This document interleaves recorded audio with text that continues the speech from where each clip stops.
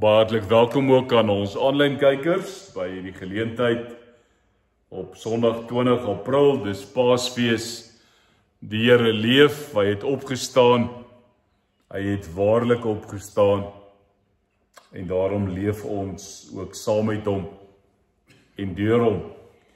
Vriende, by hierdie geleentheid lees ons die woord van die Here en spesifiek uit Johannes 20, Johannes hoofstuk 20, 'n paar kort verse, vers 19 tot 23. En ons het vir mekaar Vrydagoggend gesê dat uiteindelik is daar ook vreugde in terme van die kruis, dat die Here Jesus Christus nie teruggedeins het vir die skande van die kruis nie, maar dat terwille van die vreugde wat in die vooruitsig was, dat hy die skande gedra het, en dat ons hom voor oë hou, wat sulke vyandige behandeling van mense verdra het, sodat hy ook hierdie lydingspad kon stap. Ons weet natuurlik, Jesus staan op, en die vroue is vroeg, Paasoggend, is hulle na die graf toe, net om die ontdekking te maak dat die graf leeg is. En dis nou maar die fokus waaroor ons lees is oor die leeg graf wat 100% is. Leeg kruis, leeg graf, en daarom kan ons aan die Here die eer bring. Maar daar gebeur daai bepaalde aand ook iets wat geweldig belangrik is, en wat ek dink ek en jy dalk al baie gelees het, maar ek gedink het in lyn met wat ons vir mekaar gesê, die vreugde van die kruis, dat ons vanoggend vir mekaar sê, die opgestane Here Jesus vul ons ook met vreugde en blydskap. So ek vat jou na daardie aand toe in Johannes 20 vers 19, waar daar die volgende staan: daardie Sondag aand was die disippels bymekaar. Ek wil jy moet mooi luister, alhoewel die deure gesluit was, omdat hulle bang was vir die Jode. Een van die vertalings sê, uit vrees vir die Jode, het Jesus gekom en tussen hulle gaan staan en vir hulle gesê, vrede vir julle. So hoor net gou. Hulle was by mekaar agter slot en grendel, vrees, bang vir die Jode. En dan staan Jesus tussen hulle. Sy eerste woorde, vrede vir julle. Vers 20 help ons om te sê, wat dan? Nadat hy dit gesê het, wys hy sy hande en sy sy vir hulle. Die disippels was baie bly toe hulle die Here sien. Dis die vers, dis die stukkie. Die disippels was baie bly toe hulle die Here sien. Vers 20, hy sê weer, vrede vir julle. Soos die Vader my gestuur het, stuur ek julle ook. Nadat hy dit gesê het, blaas hy oor hulle en sê, ontvang die Heilige Gees. As julle vir mense hulle sondes vergewe, word dit hulle deur God vergewe. As julle dit nie vergewe nie, word dit nie deur God vergewe nie. Kom ons lees tot sover. Ons bid saam. Here, ons is hier en ons wil vandag net vir u sê, ons is baie bly dat u hier is. Ons is gevul met vreugde en blydskap, omdat ons na Goeie Vrydag, na die afwagting van Stil Saterdag, vandag om die hoek kyk en sien die graf is leeg. So ons wil vir sê, ons is bly. Ons juig as verlostes, ons juig en sing, want U het uit die graf gegaan. Die graf is leeg, en ons lewe saam met U. Here, mag ons iets van daardie blydskap belewe. Daar is baie keer in ons lewe situasies wat ons vreesbevange maak, wat ons angstig maak, wat maak dat ons in isolasie gaan, dat ons onsself gaan toesluit agter deure, letterlik en figuurlik, omdat ons bang is.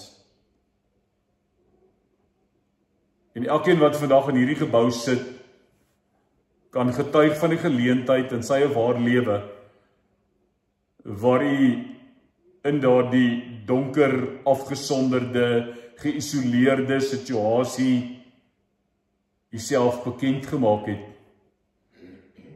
en gesê het, vrede vir julle. Baie dankie dat ons vandag meer hoor, dat ons hoor dat U opgestaan het, dat U 2 keer die disippels geseën het met vrede, maar verskriklik belangrik dat U vir hulle gesê het, gaan nou uit hierdie plek uit. Soos die Vader my gestuur het, stuur ek julle ook. Dat U oor hulle geblaas het, en hulle die Heilige Gees ontvang het. En ons wat vandag in hierdie kerkgebou sit, en wat inskakel op 'n videosending, ons kan vandag vir mekaar sê, ons leef na die opstanding, ons leef na die hemelvaart, ons leef na Pinkster wat die Gees uitgestort is, en ons beleef, en ons is die resultaat van die getuienis van hulle wat die Gees ontvang het, en soos wat die Vader die eerste disippels gestuur het, mense na ons toe gestuur het, om vir ons te vertel. En daarom wil hy vandag vir ons ook die uitstuur en sê, getuig, vertel, die Here Jesus is ons Heer, hy lewe en hy het opgestaan.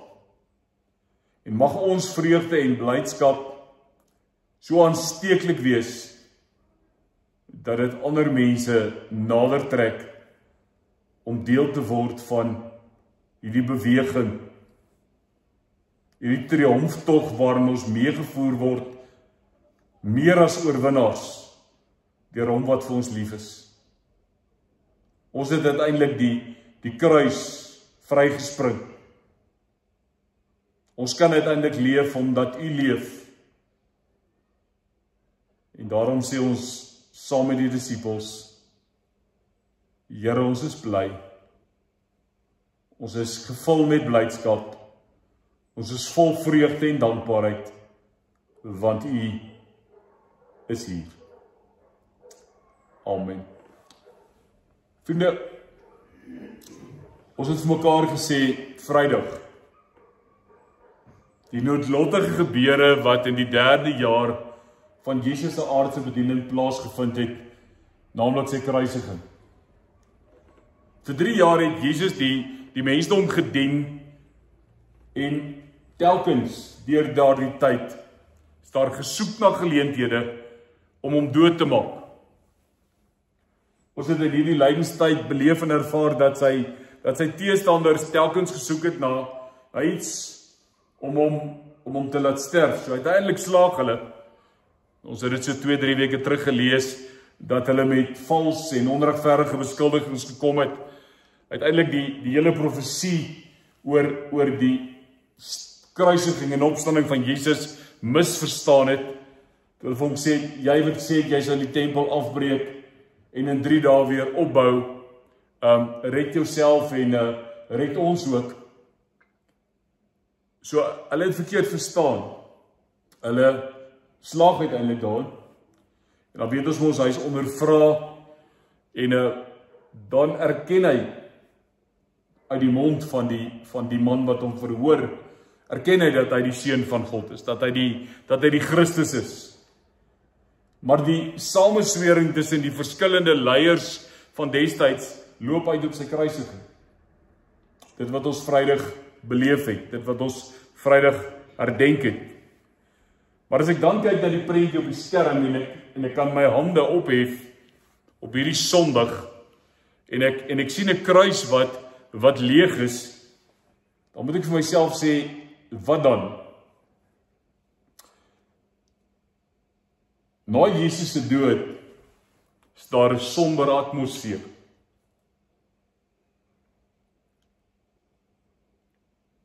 En ek wil hê jy moet net so 'n bietjie saam met my jou kop laat gaan oor rolspelers in hierdie 3 dae. Daar was Pilatus, die Romeinse goewerneur wat sy hande op 'n stadium in onskuld was, wat gesê het, maar in hierdie man vind ek geen skuld nie.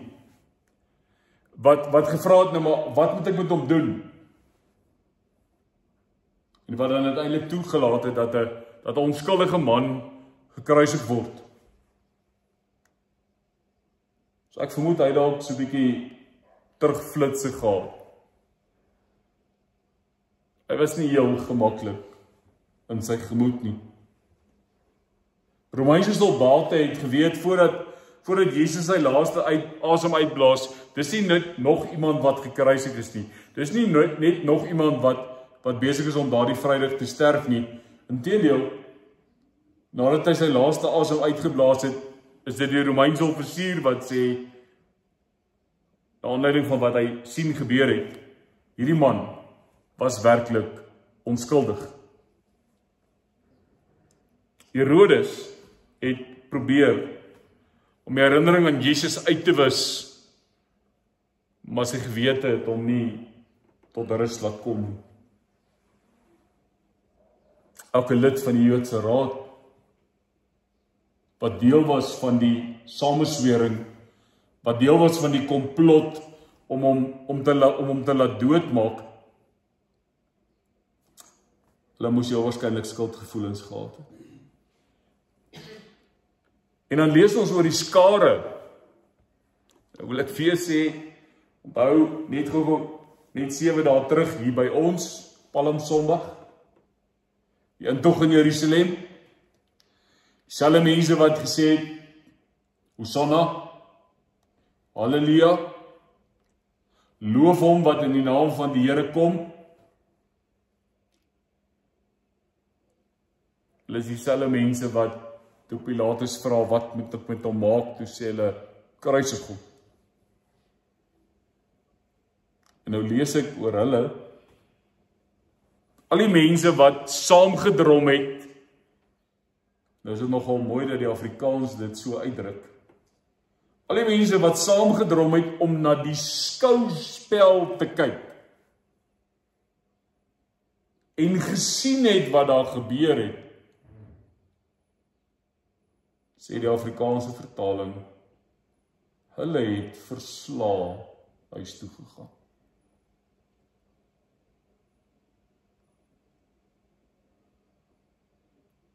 Maar daar bly 'n klein groepie agter.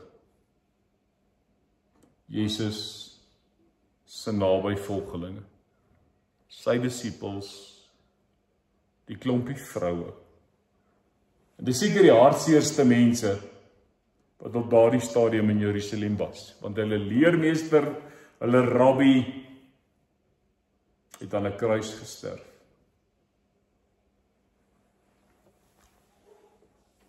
Nou sê die gedeelte wat ons gelees het, hierdie groepie, was in die bovertrek, hulle was ontnigter, hulle was versla, hulle was hartseer, hulle was bang, hulle het nie geweet wat wag nie.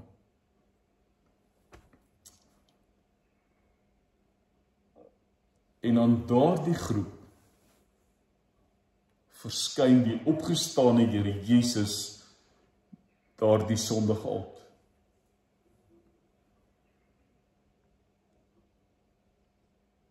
En ek kan myself nie eens regtig indink wat hulle moes beleef het. Toe agter slot en grendel.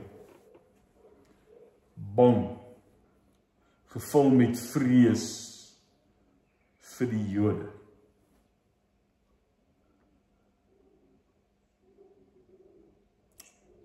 Vrede vir julle sê. En hy wys sy hande, en hy wys sy. En dan lees ons, die disippels was baie bly om die Here te sien. Nou daar vind 'n oombliklike verandering van gemoedstoestand plaas, van wanhoop skuif dit na vreugde. En daardie skuif van wanhoop na vreugde is die kragtige bewys van die hoop wat die opgestane Here Jesus bring.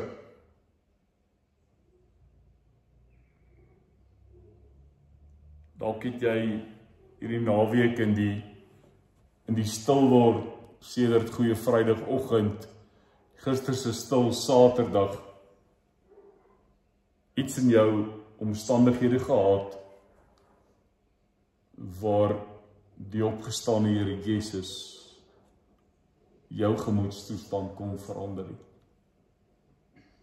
Waar hy jou geskuif het van wanhoop na vreugde.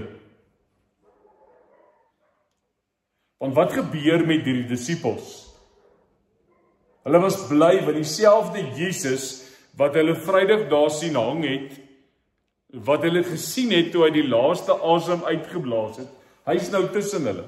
Hy's nou by hulle en hy kuier saam met hulle. Waar hulle nog 'n paar oomblikke terug gehuil het en die hartseerste mense in Jerusalem was,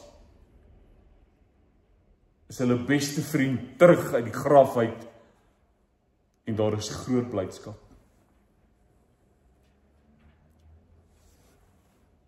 En ek en jy moet vandag by hulle leer. Ek en jy moet vandag by hierdie lewensveranderende ervaring van hartseer disippels leer wat die opgestane Here Jesus Christus se verskyning aan mense, aan sy hedendaagse volgelinge kan doen en wat dit vir ons kan beteken. Dis hoekom ek vir jou Vrydag gesê het, gaan sit met jou omstandighede. Gaan sit met daardie klip in jou hart, daardie ding in jou lewe, waarvoor jy die Here smeek vir 'n deurbraak. Dalk jou doring in jou vlees, waarin jy uiteindelik by die Here sê, hoor, maar my genade is veel genoeg. Ek sal jou help, maar God los jou nie daarmee. Maar dood eenvoudig moet ons mekaar sê, die omstandighede van ons lewe maak ons dikwels ongelukkig. Maar wanneer die lewende teenwoordigheid van Christus kom, dan kan ons verheug in sy teenwoordigheid. Want in sy teenwoordigheid is daar volheid van vreugde.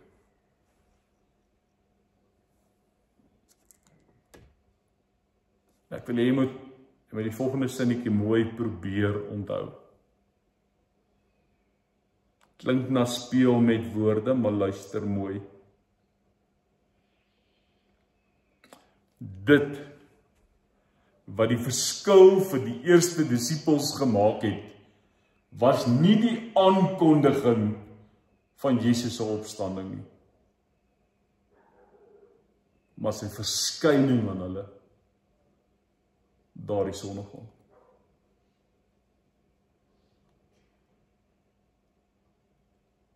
So wat vra ons vir mekaar? Wat is die gebed wat ons vir mense bid? Meer as net die aankondiging van sy opstanding. Meer as net die Here leef, hy het opgestaan. En hy het aan my verskyn.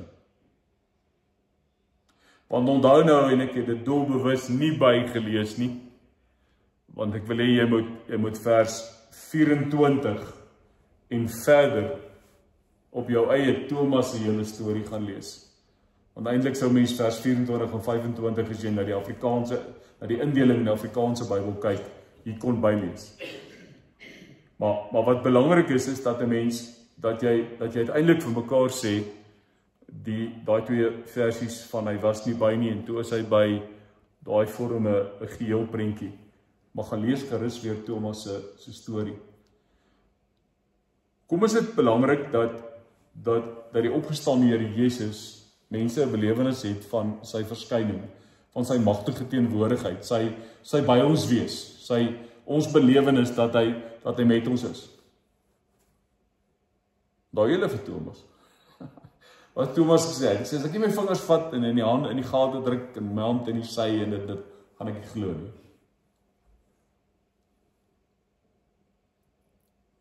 En toe Jesus die tweede keer verskyn, wat maak hy? Hy kom Thomas. Sit Johanne, sy, trek Johanne in, voel. En Thomas sê wat?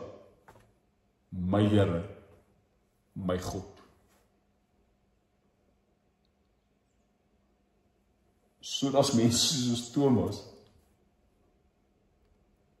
en Jesus veroordeel hulle nie.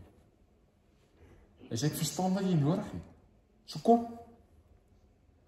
En daarom moet ons vir mekaar sê, nie moet my asseblief baie mooi hoor, ek dwaal nie nou hier nie, ek is nie van die pad af om te sê, ons moet nie gaan vertel dat Jesus opgestaan het nie. Elkeen van ons het meer as een keer in ons lewe nodig om die opgestane Here Jesus van aangesig tot aangesig te ontmoet.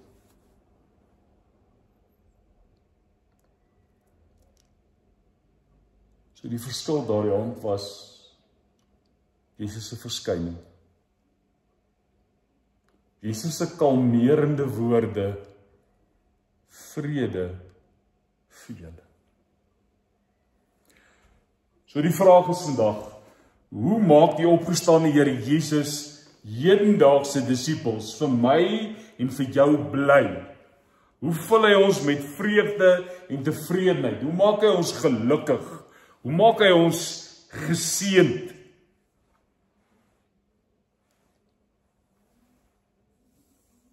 Dan wil ek weer vir jou sê, watter kamertjie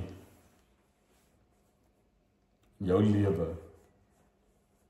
is jy in toegesluit, maar jy bang is. Die 2020 vertaling van hierdie vers sê, dit was al laat op daardie eerste dag van die week. Die deure waar die disippels vergader het, was gesluit uit vrees vir die Jode. Jesus het toe gekom en tussen hulle gaan staan en vir hulle gesê, vrede vir julle. So my vraag vandag is, watter gedeelte van jou lewe is dit wat Jesus moet inkom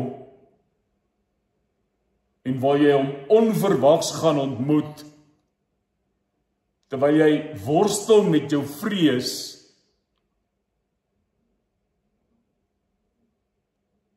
en hy by jou gaan kom staan, vir sy vrede. En as jy nog herstel van sy eerste vrede vir jou, dan sê hy vir jou, weer 'n keer, vrede vir jou. En asof dit nie erg genoeg is nie, of oorweldigend genoeg is nie, blaas hy oor jou en hy sê, ontvang die Heilige Gees, soos die Vader my gestuur het, stuur ek julle. Wat bedoel ek daarmee? Jy wil nog deel met jou vrees, dan sê Jesus vrede. En terwyl jy sê, okay, wat gebeur nou, dan sê hy weer, vrede. En terwyl jy daarvan probeer herstel, blaas hy oor jou en hy sê, ontvang die Gees. Dan sê ek, ons leef na Pinkster, so ons het die Gees ontvang. Dan sê hy, soos die Vader my gestuur het, stuur ek julle. En dan natuurlik vers 23 is 'n gesprek vir 'n ander dag. Wat is die opdrag wat hy dan sê in terme van vergifnis, waarmee ons die wêreld instuur? So wat sê ons vir mekaar vanoggend? Elkeen van ons se lewe het elemente van vrees. Elkeen van ons se lewe word by tye met vrees, met angs, met bang wees, noem dit wat jy wil.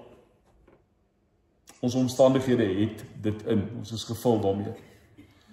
So die disippels is in die bovertrek, by mekaar, bang, vrees. Hoekom? Vir die toekoms. Want verskeie gebeure die afgelope tyd het veroorsaak dat hulle bang was. Ek en jy sit vandag hier. Dis 20 April 2025 en ons sê vir mekaar, daar's goed in ons lewe wat ons bang maak. Vrees neem verskillende forme aan. Ons is bang om ons werk te verloor. Ons is bang om siek te word. Ons is bang om oud te word. Ons is bang om dood te gaan. Soek jy aangaan. Soek jy jou lysie, jy kan jou byne byskil. Wat gebeur? Hierdie vrees het negatiewe gevolge. As ek na die disippels kyk, verlam dit hulle om te doen wat Jesus van hulle vra. Hulle vrees, hulle toegesluit agter deure omdat hulle bang was vir die Jode, maak dat hulle uiteindelik nie kan doen wat Jesus vir hulle sê nie. Vrees het die potensiaal om my met negatiewe gedagtes te vul. Vrees maak dat ek nie my volle potensiaal kan bereik nie. Vrees lei tot vrees. Vrees lei tot groter vrees. Maak ons passief, dit ontmagtig ons. Maak ons dikwels vatbaar vir spesifiek die ding wat ons vrees.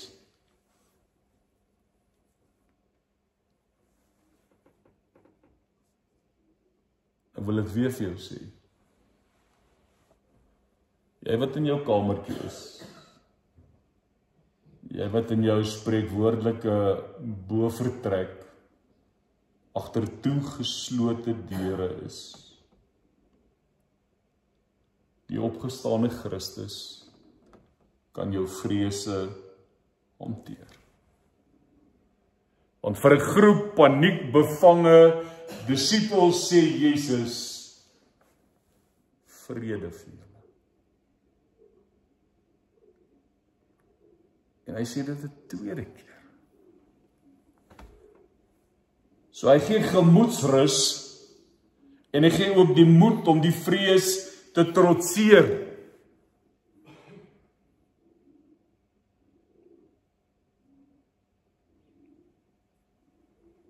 So die opgestane Christus deel met vrees. Maar sy teenwoordigheid help ook met onsekerheid.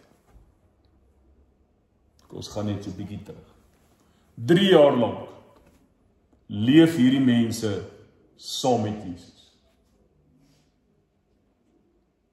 Hulle het alles gesien wat hy gedoen het en geleer het. Maar, en dit het ons al agtergekom, hulle het nie alles verstaan nie, hulle het nie alles begryp nie, dalk nie altyd mooi geluister nie, maar daar's by hulle 'n stuk onsekerheid. By verskeie geleenthede het Jesus geleer oor sy opstanding. Het hy gesê wat gaan gebeur, maar hulle het nie verstaan nie.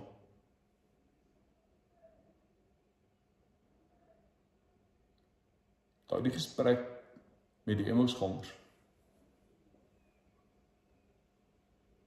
Hy is nou al 3 dae dood. Ons weet nie wat nou nie.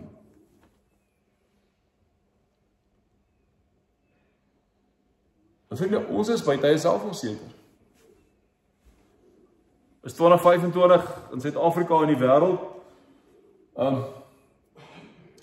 En 'n paar ooms moet net 'n paar verkeerde goed sê en die hele wêreld is op sy kop. So wat maak ek in my tye van onsekerheid?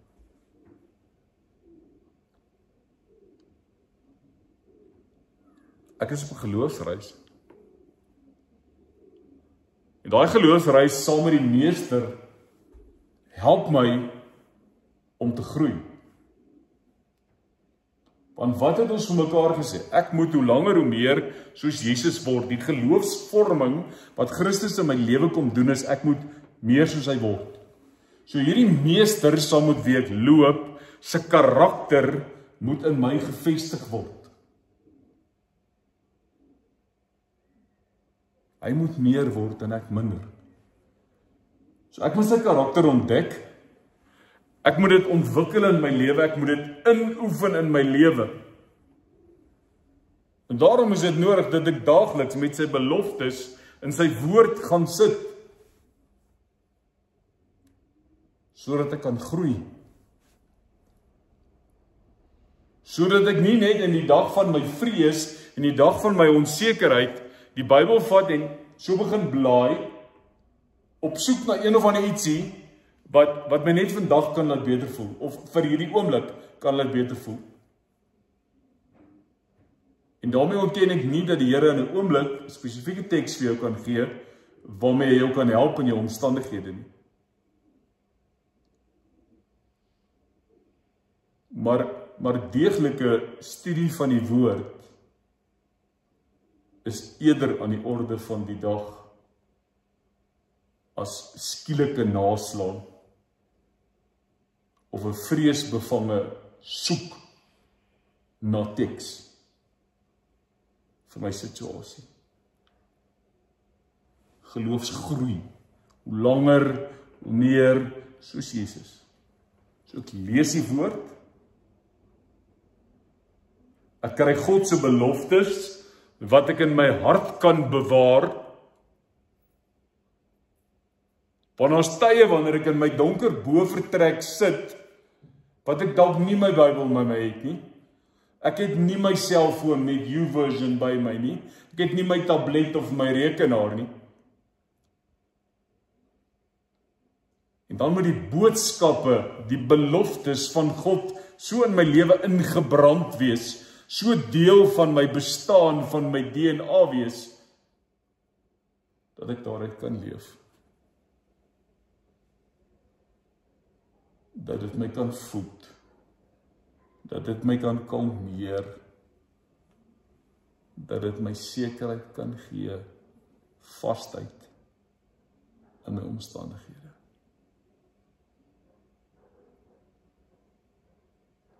So daaglikse ontmoetings met die opgestane Here Jesus. Nie net wanneer ek dit nodig het nie. Nie net wanneer ek in die moeilikheid is nie.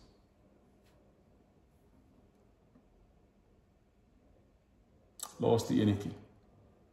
Hy help my met vrees. Hy help my met onsekerheid. En die opgestane Here Jesus, oor wie ek bly is dat hy hier is die Here wat sê, is die toekoms blink of duister? Veilig is ek aan u hand. So in 2025 waar baie mense dag en nag leef met wanhoop oor die toekoms, oor wat gaan gebeur,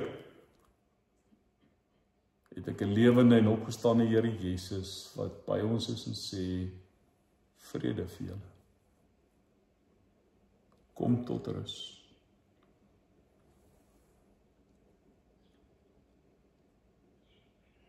Ek vermoed die disippels het in die bovertrek sit en praat oor wat nou? Hoe sou die toekoms lyk? Hulle het heel waarskynlik moed opgegee oor die finaliteit wat die dood van Jesus gebring het.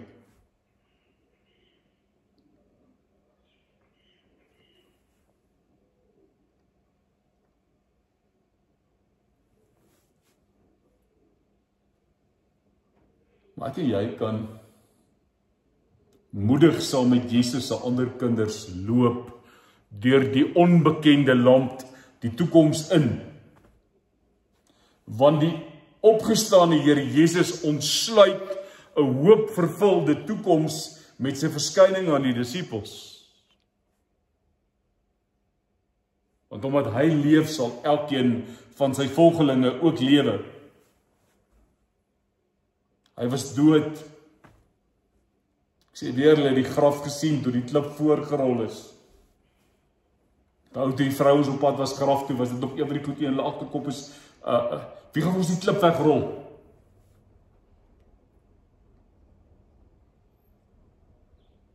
Maar nou staan hy voor hulle. Klip is weg. Hy sien daan. Hy is by hulle. En hy sê vir hulle, vrede vir julle.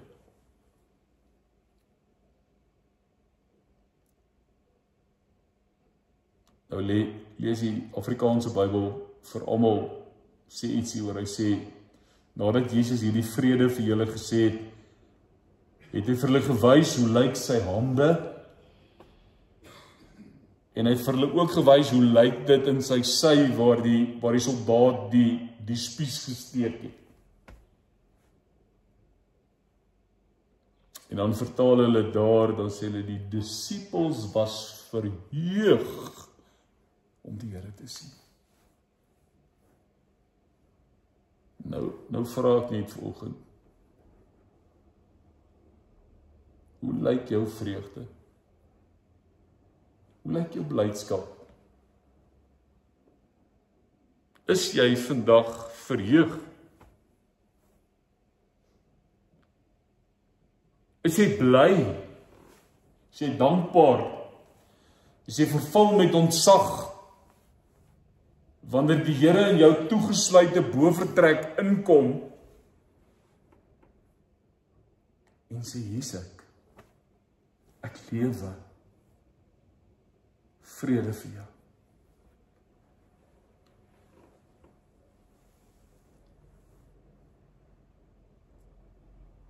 So my vraag volgende. Het jy vreugde gevind te midde van die omstandighede, die moeilike omstandighede van vandag se wêreld?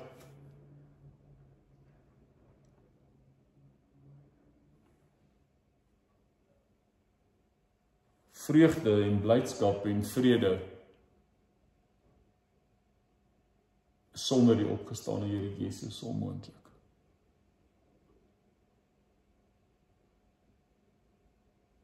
Ek sê weer, die kruis is leeg. Die graf is leeg.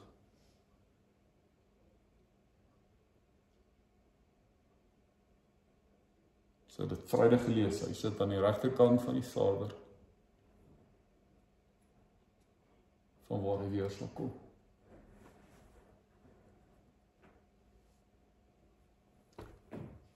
So mag vandag vir jou 'n dag wees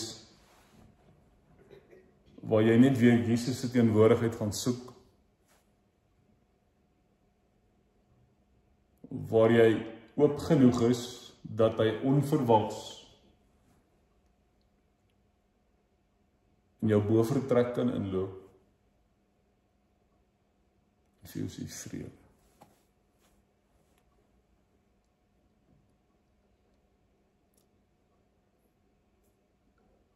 Christus is hier. Verkondig ons met die nagmaal, die lewende Christus is deur die werking van die Gees by ons teenwoordig. So dit wat Jesus daardie Sondag aand vir disippels gedoen het, kan hy vandag vir jou doen. Jou vrese verdryf, jou geloof laat ontwikkel en groei, en jou 'n toekomsverwagting gee wat gevul is met hoop.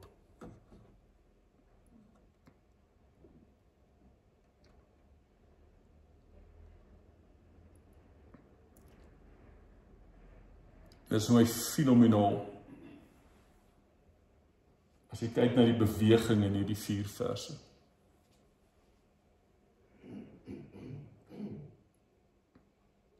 Dat Jesus sê, julle kan sommer so op die pad, so op pad soos wat ek julle stuur, kan julle maar begin, bykom en registreer wat ek gesê het. Maar as hy in daai boefretrek instap, waar hulle sit in vrees en in angs en in bang wees, en hy sê vrede vir julle, en ons lees hulle is bly, en hy sê vrede vir julle, en hy blaas oor hulle, en hy sê ontvang die Heilige Gees, en hy sê soos die Vader my gestuur het, stuur ek julle. Ek is mal oor Jesus, is awesome. Hy sê, jy kan nie hierdie hoopie sit nie. Hoe lang wil jy hier vertoef? As werk al buite. Die wêreld moet hoor van vergifnis. Die wêreld moet hoor dat ek leef.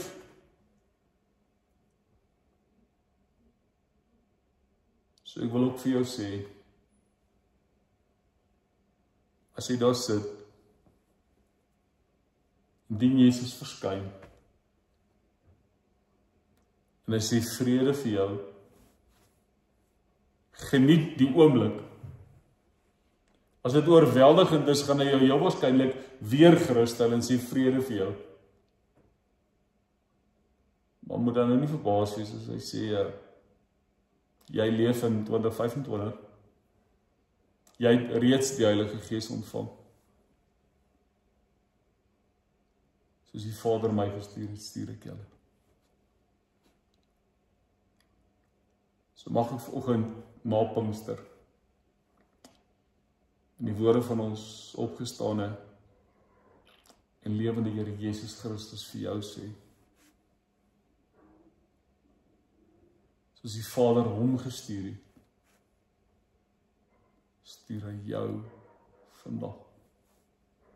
Gaan uit in die krag van die Gees en gaan getuig en gaan vertel. En daar waar jy agterkom, jou getuig en vertel, oortuig nie noodwendig nie, dan bid ek en jy vir die mens, vir die situasie, dat daar op 'n bonatuurlike manier 'n verskyning van die opgestane Here Jesus Christus in 'n bepaalde situasie sal deurbreek. En dat mense hulle sal verheug dat hulle die Here sien. Mag gee vir jou tyd, so 'n bietjie te dink.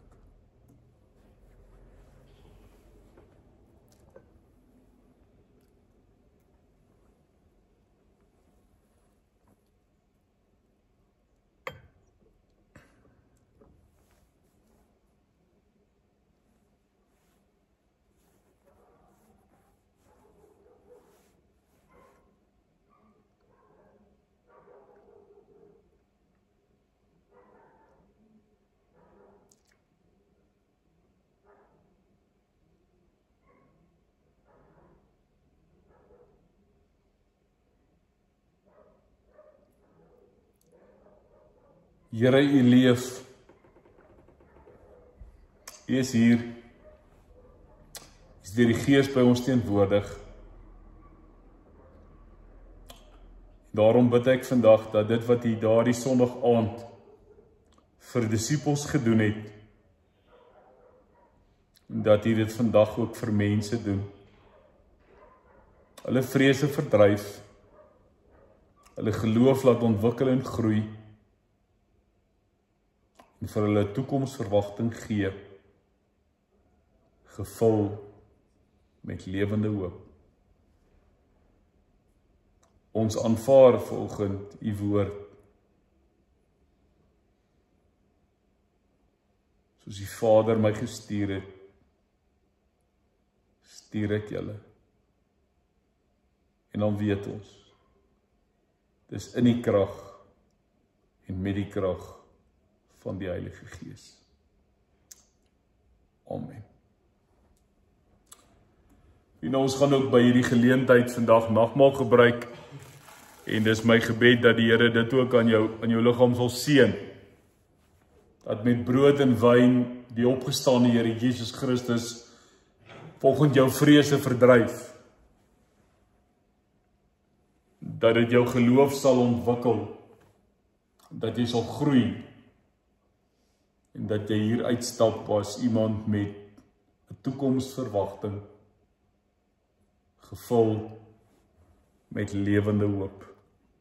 Daarom neem vanoggend die brood en eet dit. Dank die Here dat hy sy lewe afgelê het, maar dat hy sy lewe ook opgeneem het. Dat hy aan die regterhand van die Vader sit, van waar hy weer sal kom. Maar dat hy ook sy gees gegee het om in jou te bly, en jou vanoggend soos die Vader hom gestuur het, ook te stuur, om oral oor te gaan, en te verkondig, hy is die Here. Dieselfde geld wanneer ons die wyn drink, vanoggend, mag dit vanoggend ook vir ons bemoedigend wees. Mag die bloed van Christus jou skoon was van jou vrees en van jou onsekerheid en van jou wanhoop oor die toekoms. Want hierdie beker spreek vanoggend van vertroue, van geloof en van lewende hoop. Kom ons gebruik die geleentheid om saam nagmaal te gebruik.